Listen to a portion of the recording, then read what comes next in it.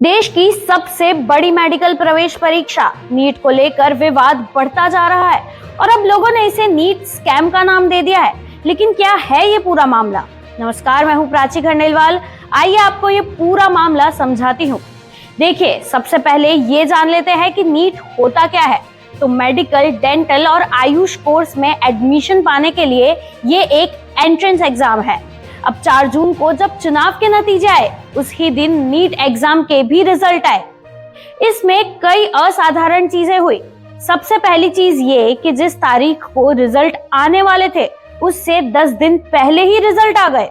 पहले नतीजे 14 जून को अनाउंस होने थे, फिर 4 जून को ही कर दिए गए। दूसरी बात यह है कि 67 कैंडिडेट्स ने पूरा स्कोर हासिल किया है, यानी 67 बच्चों के 720 में से 720 मार्क्स आए हैं और ऑल इंडिया रैंक 1 आई है। तीसरी बात यह कि इन 67 में से 8 बच्चे एक ही एग्जामिनेशन सेंटर से थे। इसके अलावा कई बच्चे ऐसे थे जिनको ग्रेस मार्क्स दिए गए हैं। अब ये ग्रेस मार्क्स पर नेशनल टेस्टिंग एजेंसी यानी एनटीए ने बोला है कि पुरानी एनसीईआरटी की किताब में एक गलत स्टेटमेंट था, जिसकी वजह से बच्चों ने उस जवाब को अटेम्प्ट किया और गलत जवाब दिया, लेकिन वो पुरानी बुक में रेफरेंस ही गलत था, इसलिए ये ग्रेस मार्क्स दिए गए। अब जो 67 टॉपर बच्चे हैं, उनमें से 44 को ये ग्रेस मार्क्स दिए गए। अब 8 जून को एजुकेशन मिनिस्ट्री ने एक प्रेस कॉन्फ्रेंस में बताया कि सबसे पहली बात तो जो पेपर लीक होने वाली बात है वो बिल्कुल गलत है और कोई पेपर लीक नहीं हुआ है।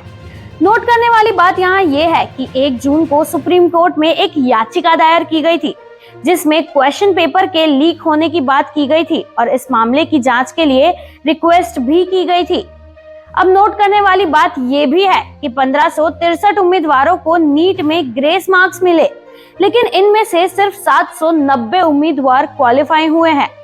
ऐसा इसलिए क्योंकि बाकी सभी के मार्क्स या तो नेगेटिव में ही रहे या फिर वो पास नहीं हो पाए। हाँ, लेकिन ओवरऑल इस पर कोई फर्क नहीं पड़ा है, क्योंकि ग्रेस मार्क्स अलग अलग होता है, आंसरिंग एफिशिएंसी वगैरह के आधार पर होते हैं।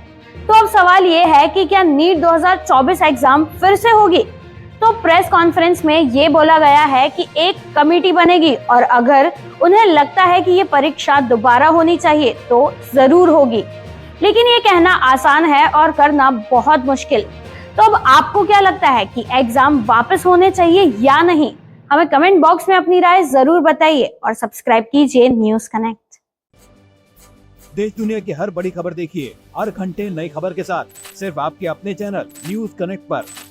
न्यूज कनेक्ट यानी खबरों से आपका कनेक्ट। न्यूज कनेक्ट को लाइक करें और सब्सक्राइब करें ताकि आप रहें हर वक्त हर खबर से अपडेटेड।